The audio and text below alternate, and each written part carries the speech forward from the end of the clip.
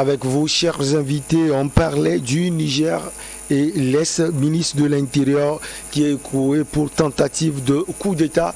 Adam Adjornou, on parlait donc de Ousmane Cissé qui est déposé à la prison. Hein. Oui, Vous voulez parler? Oui, en fait, je voulais donner un petit complément par rapport à l'intervention du passeur lorsqu'il disait aujourd'hui le positionnement de Mohamed Bazoum par rapport à la France, mais au même moment, lorsqu'il s'agit de pouvoir dire peut-être sur le Mali, que le pays est souverain et il a la latitude de pouvoir choisir ses partenaires bilatéraux, vous ne réagissez pas. Moi, j'estime qu'aujourd'hui, chaque pays est autonome à pouvoir choisir ses partenaires, mais également de pouvoir donner son regard. Moi, je suis d'accord qu'aujourd'hui, lorsque vous priez des présidents, c'est vrai qu'on peut le critiquer parce que quelque part, lorsque vous êtes à ce niveau de gouvernance, vous devez avoir raison garder sur certaines propositions. Et j'étais d'ailleurs, même quand je l'ai dit ici sur le plateau, en ce qui concerne l'expression liée donc à Mohamed Bazoum concernant donc le Mali, mais également d'autres pays. Nous avons vu également Alpha Condé lorsqu'il était là, lorsqu'il était question de pouvoir s'exprimer sur Paul Biya, etc. La manière dont il ne se contrôlait pas, il parlait. Et surtout le décès de l'ancien premier du Mali. Voilà. Et donc je pense que chaque pays souverain est libre de choisir son partenaire, de pouvoir l'entretenir comme bon le semble, compte tenu des intérêts. Puisque de toutes les façons, cette formule revient toujours. Les pays n'ont pas d'amis, mais ont des intérêts. Et si tel est que les intérêts du Niger passent par la France, je pense que il est bon à loi. Non, on ne va pas empêcher Mohamed Bazoum de pouvoir. Qui sait? Sauf que Bazoum ne soit pas un élève, un écolier de la France. Il n'a jamais été. Non, il a jamais aujourd'hui. C'est comme Choguel Maïga. Choguel Maïga, le premier ministre malien, c'est un étudiant même de la Russie. Voilà. Non, mais ça peu importe. Il est devenu peu importe. Mais ça les réactions du ministre, du président Bazoum par rapport à la France, c'est ça. Il donne l'impression, il était même à une interview où il disait quand même que la France est le grand partenaire, la France a fait beaucoup de choses alors que la situation au Mali était là, l'échec était est-ce qu'il n'a pas parti? Lorsqu'il faut évaluer peut-être ce que la France a pour la France n'a rien fait, il n'y a aucune évaluation. Non, mais s'il faut évaluer ce que la France a fait pour aujourd'hui, il faudrait quand même la France n'a que cautionner les coups d'État, les premiers chefs d'État, les chefs d'État de l'indépendance, les pères des indépendances et autres, cautionner et en matière de développement, cautionner leur assassinat et autres. Les dirigeants qui ne sont pas pour, on sait comment la France contourne avec d'autres chefs d'État. Et justement, l'Africain est le seul qui peut faire, qui peut choisir, punir son prochain africain pour plaire à l'Occident. Et c'est ça. Non, c'est ça. Vous savez, c'est ce que j'avais dit. Lorsque la guerre entre la Russie et l'Ukraine s'était posée, je l'avais dit ici en parlant que si nous étions dans un contexte africain, et moi je me disais aujourd'hui, il faudrait quand même qu'après cette guerre-là, nous puissions apprendre des leçons de cette guerre-là. On serait dans un pays africain que la Russie, étant donné qu'elle est une puissance envahit la Russie, vous verrez, d'un au niveau même des politiques, c'est ce qui intervient aujourd'hui au niveau du Mali, ils vont se diviser et vouloir aller faire dans des pieds des mains au niveau de la Russie pour être même des patrons à intervenir, même à pouvoir mieux diviser même l'Ukraine. Ce qu'aujourd'hui vous avez vu au niveau on a vu la solidarité, l'unité de la population ukrainienne qui est contre cette intervention dans nos pays, on n'en trouvera jamais. On a vu l'ancien président ukrainien même qui a parlé récemment. Il faudrait quand même que les mentalités changent, qu'on arrive au niveau de l'intérêt national, qu'on puisse être unis. Même les opposants ukrainiens. Mais les gens pour seulement occuper la présidence de la Russie sont prêts à tout. Ce n'est pas le cas. Par exemple, il a dit ce n'est pas normal du Mali aujourd'hui où on sent quand même il y a un certain nationalisme, mais il y a d'autres acteurs politiques maliens qui sont là, qui sont contre.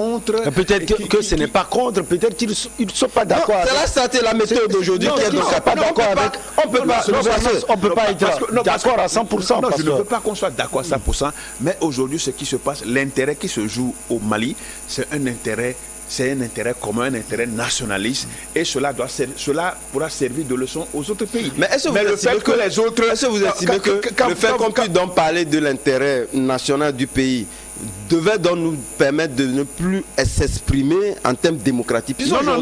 À partir du moment où vous voulez vous exprimer, l'expression démocratique, vous donnez votre regard, votre appréciation sur cette relation entre la Russie, vous êtes considéré comme ennemi du Mali. Est-ce que vous trouvez ça normal? D'accord. C'est ce qui est exprimé. Je suis d'accord. Justement, regardez par exemple la France aujourd'hui. C'est ce qui est exprimé, c'est dommage.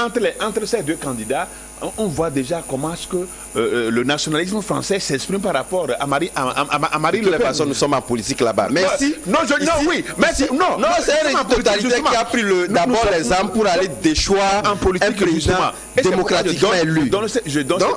Mais ce n'est pas le cas ailleurs, ce n'est pas le cas en Afrique. Donc moi je dis quand même que le Niger, ce qui se passe au Niger, attention à ce qui se passe au Niger, mais j'estime que aujourd'hui quand vous êtes élu, vous êtes élu en tant que dirigeant d'un pays, il faut plutôt œuvrer, veiller à satisfaire les intérêts de ce pays que de vouloir plaire à l'Occident. Et surtout de vouloir plaire à la France, c'est ça.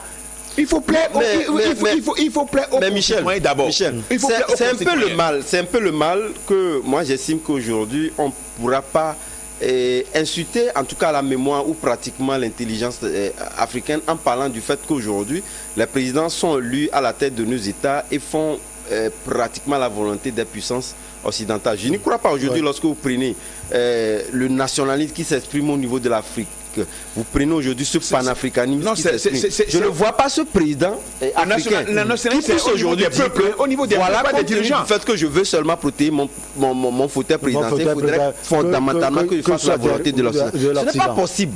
Parce qu'aujourd'hui c'est dépassé. C'est vrai que par le passé, on a connu les présidents, comme je le disais aujourd'hui, qui puissent mettre peut-être le pays à feu à sang, justement seulement pour arriver au pouvoir. Je ne vois pas ce pays-là aujourd'hui. Parce qu'aujourd'hui, nous votons, nous élisons nos présidents compte tenu d'abord des critères qui nous sont propres et libres. Alors, Adam, pour des gens, le Sénégalais le fait, l'Ivoirien le fait, le Nigérien le fait. Voilà, c'est un peu ça. Vous parlez par exemple du Sénégal. Vous avez vu. Les gens pensent que ça, le président Macky Sall le fait, le président Ado, je vais parler de Alassane Dramane Ouattara et Mohamed Bazoum. Voilà, moi je pense que c'est quand même une mauvaise manière de pouvoir s'exprimer sur le pays africain. Il faudrait quand même que nous ayons ce regard ce prisme-là rationnel qui est réel. Sur le pays. On ne peut pas.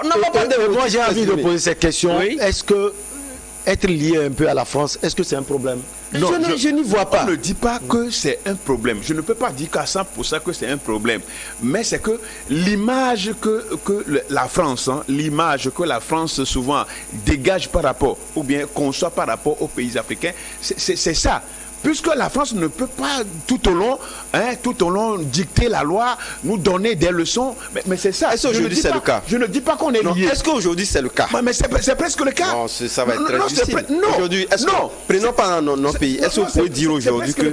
Non, mais quand même, nous avons diversifié nos partenaires, nous avons aujourd'hui la liberté de pouvoir nouer les relations partout. Et aujourd'hui, c'est très difficile par le passé de pouvoir voir les pays colonisés par la France, pouvoir aujourd'hui aller à l'encontre des vols lorsque nous prenons les Nations Unies. Aujourd'hui, nos pays sont libres de pouvoir voter librement compte tenu des intérêts qu'ils ont avec des puissances occidentales, etc. Donc moi, j'estime que c'est un regard assez biaisé. Non, le regard n'est pas biaisé parce que quand nous voyons juste de manière superficielle les choses, d'accord. Mais quand vous allez profondément, on sait quand même que... Bon, la preuve, vous avez aujourd'hui cité pendant l'élection au niveau de la présidence française. Vous avez vu aujourd'hui, lorsqu'on a vu le positionnement de Marine Le Pen par rapport au partenariat lié surtout au niveau de l'Afrique. Vous avez vu les autres candidats, ils ont été clairs. Si c'est pour Marine Le Pen, ils préfèrent voter Emmanuel Macron qui a le moins de mal à comparer à Marine Le Pen. Ça voudrait dire quelque part qu'il y a les Français qui veulent conserver réellement les liens historiques avec l'Afrique. Tout à fait. Donc je pense que personne n'a dit ce qu'on vient. On ne va pas quand même dire que nos pays africains sont aujourd'hui des sous-préfectures de la France. Ce qui fait mal, c'est que cette liberté-là d'expression démocratique des pays que vous décrivez tout à l'heure n'est pas exactement la même expression où quand on voit la France continuer pas à soutenir des régimes qui sont vomis par leur peuple. C'est un peu ça. C'est un peu ça. Tu en sais. La souveraineté est donnée à chaque pays de pouvoir voter. Aujourd'hui, moi c'est pourquoi je trouve mal que lors des élections, on n'arrive pas véritablement, si tel est qu'on estime que la population a vomi tel tel ou tel président. Ce sont les élections qui définissent. Il faudrait quand même qu'on commence par avoir confiance à nos institutions électorales. Puisque c'est nous-mêmes qui définissons les critères. Je parle des politiques que vous êtes. Oui. Parce que quelque part, c'est vous qui définissez ces critères-là. Et vous les acceptez. Au même moment, vous venez vous flouer que voilà. On n'a pas accepté, on a fait ci et ça. On va aller au Togo. On va aller au Togo le 8 et 9 avril 2022 se sont tenus à 420 km au nord de Lomé, les travaux du premier séminaire gouvernemental de l'année 2022. Il était essentiellement question de faire le point sur le niveau d'avancement des projets et les actions prioritaires contenues dans la feuille de route gouvernementale. Alors, cette session, Adam Adjorno, est-ce que tu peux nous faire un petit résumé de ce qui s'est passé à Kara? Non, le résumé, je pense qu'il n'y a pas lieu de pouvoir peut-être feuilleter point par point ce qui est donc fait à Kara. Les Togolais savent véritablement que depuis un moment, le chef de l'État vient être regardant sur un certain nombre d'indicateurs qu'il a su donc donner, et en témoigne le fait que nous sommes passés du PND, nous sommes venus aujourd'hui à la fête de route, puisque le PND a été affecté par la Covid-19 qui n'a pas permis au pays de pouvoir véritablement donc déployer l'artillerie lourde pour permettre donc au pays d'être à la hauteur des enjeux qu'on s'est fixés. C'est ce qui a conduit en 2020 à pouvoir donc redéfinir encore d'autres projets liés au fait que nous avons la feuille de route de 2020 à 2025 qui prend en compte les grandes lignes qui n'ont pas pu être exécutées au niveau du PND et qui sont contenues aujourd'hui dans cette feuille de route-là.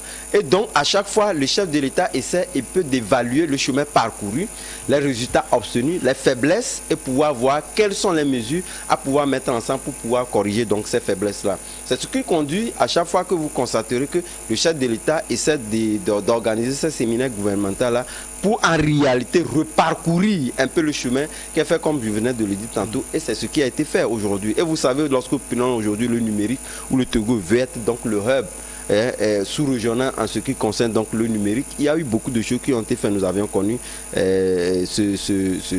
cette conférence sur la cybersécurité que nous avions connue. Nous avions également connu le fait que le Togo a été encore il y a autre câble qui a été renouvelé pour un peu améliorer la qualité de la connexion, puisque aujourd'hui il faudrait véritablement qu'on mette aujourd'hui la connexion ou carrément l'internet ou le numérique au centre du développement. Et donc je pense qu'il ne faudrait pas seulement que ce soit seulement des discours qu'on nous serve, il faudrait fondamentalement qu'on ait le factuel. Et au regard de ce factuel-là, quelle appréciation donc fait la population par rapport à cela? Quels sont les chemins parcourus? Donc c'est ce qui a été défini au regard d'un certain nombre de points et qui a permis au chef de l'État de pouvoir donc s'enquérir de l'évolution du parcours que nous avions fait en ce qui concerne cette feuille de route-là que je rappelle qui est pratiquement à mi-parcours. Nous sommes en 2022. On dirait que nous sommes véritablement donc à mi-parcours. Il faudrait quand même qu'on puisse accélérer parce qu'il y a des résultats à pouvoir donner à la population togolaise liés donc à ce parcours du chef de l'État. Et était notamment concerné, Pasteur Edo Komi, le programme d'urgence de renforcement de la résilience dans la région des savanes, Savane Yalim, la couverture santé universelle, il y avait l'accès de tout à l'électricité, l'eau potable et l'assainissement, la construction de logements, de pistes rurales et ponts, l'élaboration et la mise en œuvre d'un plan de développement de 15 communes. Non, tous ces besoins, tout ce que vous avez listé, tout ça, c'est des besoins vitaux. C'est des besoins vitaux des citoyens. Mais sauf que, quand je prends, vous parlez de PND, vous savez ce qu'a coûté la rédaction du PND, ce que ça a coûté et tout ce qui, les grands économistes et spécialistes qui étaient impliqués dans la rédaction de ce PND. Ben, vous voyez comment c'est fini. Le plan national de développement. Vous voyez comment c'est fini. Et aujourd'hui, c'est la feuille de route gouvernementale. Et Tony Blair, des gens, on a mêlé beaucoup de grands économistes dans cette histoire. Pourquoi pas le français, hein, DMK. Donc vous voyez tout ça là, ce que ça nous a coûté. Et il y avait même une campagne de dissémination à l'intérieur du pays de ce PND. PND tout. Tout ça là, c'est rentré dans l'eau. Pour rien du tout. Maintenant, c'est la feuille gouvernementale. Moi, je suis d'accord qu'il y ait un séminaire gouvernemental. Mais sauf que je m'interroge de comment ça se fait. Qui anime le séminaire? Qu'est-ce qu'on dit au ministre? par rapport à leurs sorties, des sorties hasardeuses, des sorties autoritaires, des sorties vraiment qui ne valent même pas la peine. Est-ce que c'est ça, c'est ce que le séminaire, c'est ce qu'ils évaluent, c'est l'évaluation que les ministres font? Bon, ici on n'a pas parlé de sortie quand même pour recadrer les gens ou pas. Je dis des comportements, c'est-à-dire le séminaire doit d'abord privilégier les comportements moraux de ces ministres. Vous avez écouté le ministre de la Savane, ce qu'il a dit, avec tous ces propos-là. Donc je crois qu'en principe, ça doit recadrer. Le séminaire gouvernemental devait recadrer ces ministres et leur dire, mais vos interventions ne font pas ménage avec mon programme en tant que chef de l'État. Parce que vos sorties, ce que vous dites, vos propos sont des propos qui sont en déphasage avec mon programme. Et ce séminaire, peut-être que c'est dit, on ne peut pas peut-être aussi, mais ça, l'administration togolaise, comment est-ce qu'on conçoit aujourd'hui l'administration togolaise? Est-ce qu'il y a la sérénité de la gestion des dossiers quand on prend la justice? Donc, je crois qu'il y a tous ces facteurs-là qui font bon ménage avec la démocratie et l'état de droit. Bon, donc, chaque fois qu'il y a un séminaire gouvernemental, je crois quand même que l'évaluation doit être faite de manière à ce qu'il y ait une valeur ajoutée. Une valeur ajoutée à l'exercice de la gouvernance dans le pays. Bon, sauf que est-ce que ce n'est pas de l'argent qu'on jette souvent, par la porte avec ces séminaires? Est-ce que ce n'est pas coûteux? Comment ça se fait? Je crois que je ne suis pas en train de critiquer ce qui est fait, mais pour moi, qu'il y ait quand même une valeur ajoutée, qu'il y ait quand même des choses qui sortent, des intérêts, des profits pour les gouverner. Malheureusement, pour le moment, ce n'est pas le cas. Est-ce qu'on va rendre compte au chef de l'État que les enseignants ont été arrêtés, sont mis en prison, ont été envoyés en prison, tout ça là? Est-ce qu'il y a tout ça? Donc, apparemment, je vois quand même que c'est bien. Le séminaire gouvernemental, c'est une bonne chose parce qu'il faut renforcer la capacité des gouvernants, les adapter à la réalité, au jour le jour, parce que les choses, il y a quand même eu certaines mutations. Aujourd'hui, le monde, il y a des mutations. À chaque fois qu'il y a ce séminaire, il faut quand même que les dirigeants changent de comportement et permettent aux citoyens de se retrouver dans un pays qui leur appartient à 100%, qui sont des citoyens à 100%. Moi, c'est ce qui m'importe plus par rapport à ce séminaire gouvernemental. Au cours de ce séminaire gouvernemental, on a parlé également, Adam Adjonou, des présentations détaillées sur l'état d'avancement des différents projets par les départements ministériels concernés. Alors, c'est quoi concrètement? Les gens veulent savoir. Non, vous l'avez dit. Vous savez, ne mélangeons pas les choses. Vous savez, lorsque vous voulez tout contrôler, pour finir, vous ne contrôlez rien. Voilà pourquoi, je l'ai dit tantôt en parlant donc de cette feuille de route-là, est véritablement séquencée pour faire des résultats et au bout du compte, pouvoir être à la hauteur des ambitions fixées par cette feuille de route-là, que je rappelle que le PND n'est pas rien. Ça a été, donc je l'ai dit, parce que lorsque nous suivons le PND, c'était quoi, 2018 et 2021-22, et parce que nous avions eu une situation mondiale, économique mondiale, sanitaire, etc., qui n'a pas permis de pouvoir s'exprimer sur cela. Donc il fallait donc redéfinir un autre agenda, un autre cahier de charge et pouvoir donc l'affecter au gouvernement et à chaque département ministériel qui puisse donc l'exécuter. Donc parlant du fait que lorsque vous voulez contrôler tout, vous ne contrôlez rien. Les gens pensent que lorsque nous avons une situation qui plus ou moins peut attirer les regards, en témoigne le fait qu'on dit voilà, il y a eu arrestation, il y a eu, disons, maladresse langagée en ce qui concerne donc l'intervention d'un certain nombre de militaires, etc. Il faudrait fondamentalement que, à la suite de ça, le chef de l'État puisse donc organiser peut-être un séminaire gouvernemental pour en parler. On n'en est pas là. Aujourd'hui, vous avez dit, à partir du moment où, lorsque les ministres prenaient donc fonction, ils ont signé donc des engagements sur le fait que chacun sera évalué sur l'efficacité qu'il a apportée, sur l'affectation de ses charges. Et aujourd'hui, ça a été donc séquencé, ce qui a fait qu'on a organisé ce séminaire gouvernemental-là. Je ne vois pas encore ce séminaire gouvernemental. Il peut y avoir des coulisses où on peut pouvoir peut-être apporter un regard sur l'un de la presse. Tout à fait, l'un de la presse, bien évidemment. Mais cela ne va sans dire que pourquoi ce séminaire gouvernemental sont organisés. Et ce ne sont pas des séminaires gouvernementaux qu'on improvise. sont des séminaires gouvernementaux. On sait que pendant tel mois, qui sont bien organisés. Voilà, qui sera donc organisé, c'est ce qui est fait. Donc, vous l'avez dit tantôt en parlant donc, de l'assurance maladie universelle, où tous les Togolais s'y attendent. Nous avons des pistes pour désenclaver et des localités, faire en sorte que nous puissions avoir, c'est la saison des pluies, avoir des gens qui puissent donc transiter, disons, de l'engrais d'un point A à un point B pour faciliter la tâche. Donc, à nos populations, nous avons l'électricité qui aujourd'hui est un facteur de développement. Tant de choses qu'on a pu, donc ce n'est pas fondamentalement qu'on puisse donc dire voilà, il y a des enseignants qui veulent quand même que malgré que nous sommes dans une situation très crispante et que chaque Togolais aujourd'hui veut qu'on puisse donc réduire le coût du carburant pour que ceux qui avaient des voitures qui les ont aujourd'hui garées et sont aujourd'hui à moto, ça c'est une évidence, tout le monde le sait parce que ça a affecté, nous l'avons dit, directement la porte de tout un chacun et lorsque vous ne pouvez pas supporter, vous pouvez quand même faire avec les moyens de bord. On constate que dans tous les foyers aujourd'hui, en tout cas pour la grande majorité des foyers, c'est des querelles entre les femmes. Si en temps vous donnez 3 000, on vous réclame aujourd'hui de donner 5 000 parce qu'il y a la cherté de la vie, etc.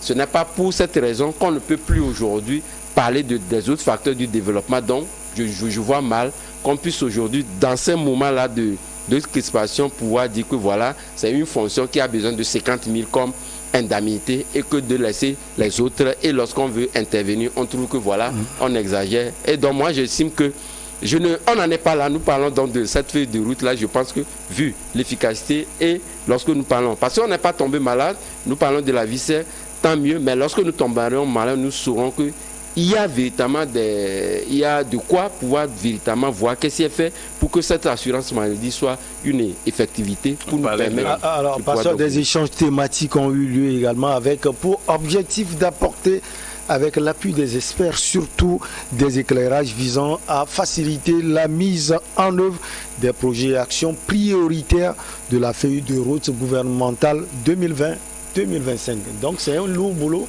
Tant que le séminaire gouvernemental ne privilégie, ne met pas au cœur de ses activités, au cœur de ses sujets, vraiment le bien-être d'un citoyen lambda. Je crois quand même que c'est vrai quand même que tout ce qu'on a cité, vous savez, c'est un véritable salade. Hein, tout ce qu'on a mis là, c'est une véritable salade. On a toujours entendu des choses comme ça. Non, c'est bien séquencé. Les thèmes sont bien clairs. Les projets sur lesquels on doit évaluer sont clairs. Il n'y a pas de salade. Quand vous prenez tout à l'heure, Adam parlait des enseignants. Vous savez, quand vous voulez comparer les enseignants du Togo par rapport aux autres pays, c'est le ciel. Mais tous les autres secteurs également. Non, les autres secteurs. Oui, mais c'est le ciel. À telle enseigne que on puisse dire non, Michel. À telle enseigne qu'on puisse donc imaginer que on puisse peut-être changer de poste à un enseignant et qu'on considère ça comme étant une punition. Alors que quand même, je pense que alors que mais quand même, voilà. Et on considère comme une punition. Ça voudrait dire quelque part que ils sentent le mal parce que, mais quand même, soyons sincères. Non, je crois que les conditions dans lesquelles les enseignants travaillent dans les villages où il n'y a pas d'accès même, les gens sont obligés à certains moments, les gens sont obligés de garer, de laisser leur moto parce que la voie d'accès au village n'est pas possible. On laisse la moto et on va à pied. Et les autres administrations qui se trouvent dans ces villages? Quelle administration? Vous parlez de quelle administration vous avez dans ces villages autre que l'école? Autre que l'école, vous avez quoi? Vous avez le ministère? Il y a des états civils, des mairies, il y a beaucoup de choses. Il y a des soldats qui sont les brigades de gendarmerie, etc. On n'en parle pas. On fait comme si. Il ne faut pas mépriser. Non, ce n'est pas une question de mépris. Il ne faut pas mépriser la fonction. Et donc quand je reviens, c'est même adulé. On revient ici parce qu'on n'a pas parlé forcément des enseignants. Quand je reviens, la preuve est très. Aujourd'hui, nous avions publié un article qui est sorti montrant véritablement que la fonction est très attrayante compte tenu d'un certain nombre de conditions. Quand je reviens. Quand je reviens à la situation au séminaire gouvernemental, je le dis, sincèrement, moi, ce n'est pas quelque chose qui me... Parce que je ne vois pas... on ne peut pas tenir ce séminaire et le dissocier des comportements que les ministres doivent adopter. Non, je crois l'avoir dit tantôt. En tant que des serviteurs. Non. C'est-à-dire que on ne va pas mélanger les pédales. Non, je dis, non, c'est fondamental. Non, on ne va pas mélanger les pédales. Je ne mélange rien. Non, je dis, je ne mélange. C'est un séminaire de moralité. Ça doit être un rappel. Bien sûr. On doit tout dire. Mais ça doit être un rappel. On ne peut pas tout dire. Un rappel à l'ordre que je vous ai nommé en tant que des serviteurs. Servez le peuple. servez le peuple, ne vous servez pas. Ne prenez pas, n'usez pas, qu'il n'y a pas d'abus d'autorité. Aujourd'hui, on sent qu'il y a de l'abus d'autorité. Ce qu'on leur a donné, les gens même dépassent, dépassent leur autorité et font autre chose. Donc, pour dire que le séminaire, je ne suis pas contre le séminaire gouvernemental, mais ce que j'estime, c'est que aux sorties, à la suite de ce genre de séminaire, qu'on voit quand même qu'il y a du fruit, qu'il y a de bénéfices pour les populations. Parce qu'aujourd'hui, ce séminaire, en principe, la situation que nous traversons aujourd'hui devait être consacrée, même une grande partie devait être consacrée à la cherté de la vie. À la cherté de la vie, on a vu ce qu'on nous a fait sortir, c'est la suspension de TVM. Écoutez, je dis écoutez, la suspension de TVM, ça veut dire quoi? Les TVM qui paie, les TVM, ce que même, d'ailleurs, avec des catégories de trucs, des catégories bien données, ça sert à quoi? On attend la suspension du péage pour 3 mois, pour 1 an au moins, mais ça va affecter. On nous dit que c'est des mesures pour inciter. Non, mais non, quand même. Ça n'a rien. Votre carton, ça ne va rien. Non, carton vert au président guinéen. Mamadi Doumbouya. Ah oui, bien sûr. Il a tenu des propos nationalistes aux investisseurs étrangers. Notamment aussi, y compris les investisseurs français. Il dit, vous êtes des investisseurs, investissez en Guinée, non pas pour appauvrir les citoyens. C'est très important. Donc il faut que les usines même soient construites, les usines de transformation, de bauxite et tout ça là, soient construites en Guinée pour le bonheur des Guinéens. Mais ce qui n'est pas le cas au Togo, vous prenez la zone franche. Prenez la zone franche et vous voyez. Donc carton vert au président guinéen pour son franc-parler. C'est-à-dire il a parlé avec autorité et je crois que ça doit faire... Le chef de la junte? Non, le président de la transition en Guinée. Mais merci, bravo au président. Adam, on termine avec vous. Oui, moi j'ai un carton vert que j'administre pratiquement à la population togolaise parce que c'est une évidence que aujourd'hui nous vivons des moments très difficiles en ce qui concerne cette cherté de la vie.